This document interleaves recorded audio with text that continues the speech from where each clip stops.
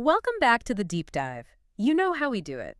We take a stack of sources, articles, and research, and we pull out the essential insights, basically giving you the shortcut to being truly well-informed. And today, we have a really fascinating piece of source material. We really do. We're immersing ourselves in an excerpt from the Fyah-Verse Manifesto, 365 Days of Royal Love.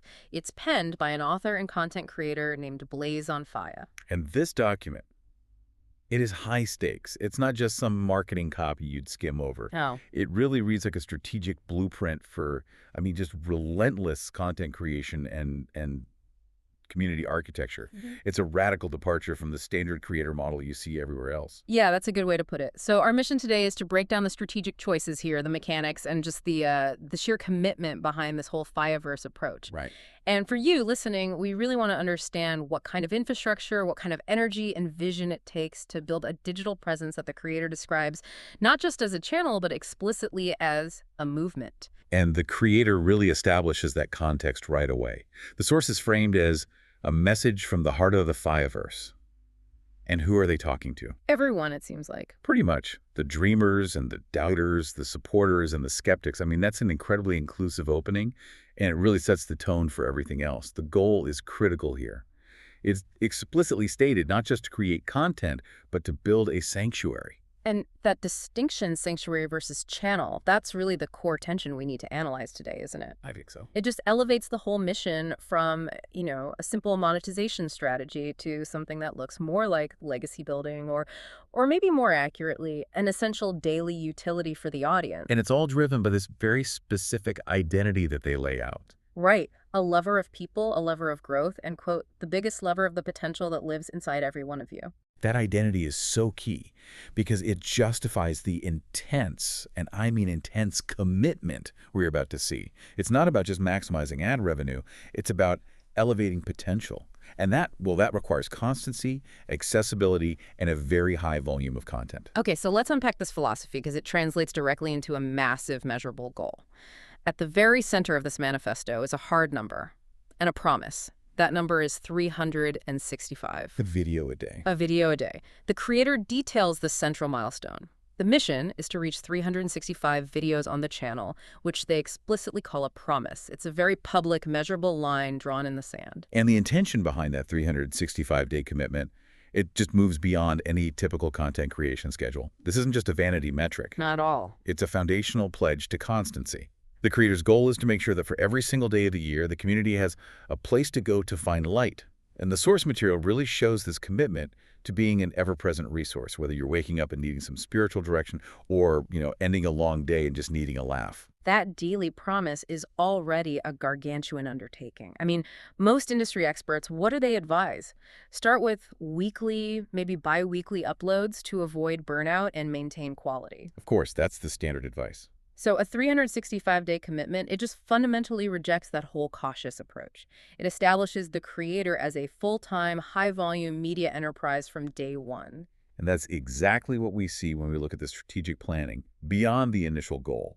If 365 is just the starting line, the next goal is what should really grab your attention. This is where it gets really interesting. Yeah. Once that first annual cycle is complete, the manifesto states the plan is to quadruple it. So that takes the goal from 365 videos to 1,460 videos. It's a truly aggressive hyperscaling target. It really is. So if we connect the scaling back to, your interest in strategy as a listener, we have to ask, what does that kind of aggressive pace suggest about the infrastructure and resources supporting this whole thing? Well, it suggests a fundamental strategic rejection of the common creator economy model, which is often, post when you feel like it or prioritize quality over quantity. Right.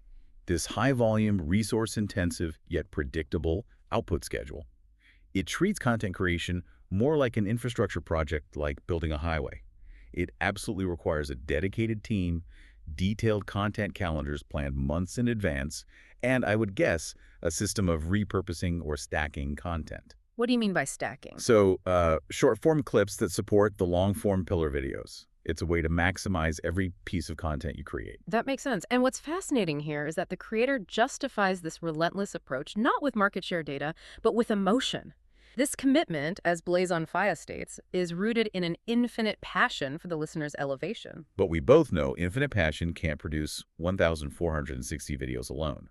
Practically speaking, this level of scaling demands process, funding, and a deep delegation strategy. That's a tension, isn't it? That's the tension, exactly. The philosophy is warm and accessible, building a sanctuary of royal love. But the execution is cold, hard, strategic volume, a content factory dedicated to high-frequency delivery. So the 365-day commitment is really the mechanism to build that loyal audience and the back catalog they need to fuel everything that comes next. Precisely. It's built for algorithmic dominance through sheer consistency. The numbers are intense, for sure, but to understand the product they are scaling, we need to look at what they call their world, the Fyah-Verse. Right. The Fyah-Verse is described as the creator's world, which is shared with the audience. And it's characterized as a tapestry woven with everything that makes us human. That sets a remarkably broad scope for the content. I mean, by claiming the entire human experience, the creator immediately prevents themselves from being siloed into a single niche. Which is the exact opposite of what most content gurus will tell you to do. Exactly. And the audience inside that world, the people who inhabit this sanctuary, they're called the royal love community. The creator is very deliberate about inclusion, too, emphasizing there is a seat at my table for everyone, regardless of, their current dedication level. And that's a powerful statement of what you might call digital hospitality. It moves away from exclusivity and really leans toward mass adoption. So what's truly strategic about the Fyah-Verse is how the creator structures that immense tapestry. They don't just post randomly. No, it's very structured. They divide their value delivery into 4 incredibly distinct content pillars. And this structural rigor is, I think, the key to managing that promised volume and maintaining audience retention across so many diverse interests. Okay, let's dedicate some time to these 4 pillars Oh, because the mix is, well, it's strategically brilliant. It really seems to cater to every major dimension of an audience member's life. Absolutely. The first pillar is wisdom and truth. Wisdom and truth. Okay, so what does that look like? This category covers deep Bible studies, spiritual insights, and even relationship facts that are specifically meant to, and this is a quote, challenge your perspective. So right away, this sets the bar for depth and seriousness. It's not surface-level stuff. This is the content that really fulfills that sanctuary role, providing guidance and meaning. And including explicit spiritual content, like deep Bible studies, that's a bold move on a broad content platform. It definitely risks alienating certain segments of the population. It does. But then if we look at the second pillar, we see this shift from the abstract to the intensely practical. Right. That second pillar is growth and strategy. And this is the cold, hard, actionable advice. It includes how-to guides and essential advice on finance and investing to secure the future. And this is where the synergy becomes so fascinating. Oh, so. Well, you have content addressing deep spiritual needs in wisdom and truth, and it's immediately followed by content addressing physical financial needs in growth and strategy. This ensures the audience isn't just getting feel-good inspiration, they are getting actual tools for future security. It's holistic self-improvement. But self-improvement can be exhausting. It really can be. Which leads us perfectly to the third pillar, joy and escape. This category is purely dedicated to emotional relief and mental well-being. It specifically includes the warmth of romance novels and the healing power of comedy. And this is such a crucial strategic counterbalance. It acknowledges that the audience needs a break. If you just spend all your time challenging their perspective with spiritual insights and stressing them out with financial advice, they will burn out. And they'll leave the Fyah-Verse. Exactly. Joy and escape acts as the retention mechanism. It's the fun reward for doing the hard work in the other 2 categories. It's the ultimate cross-pollination strategy. The person who came for, say, a specific tip on investing might stay for a laugh or a romance reading, and while they're there, they're exposed to the spiritual guidance. Or the reverse. The person who came for the Bible study might realize they also need that financial how-to. Right. If we connect this to the bigger picture, it suggests a deeply robust audience retention strategy.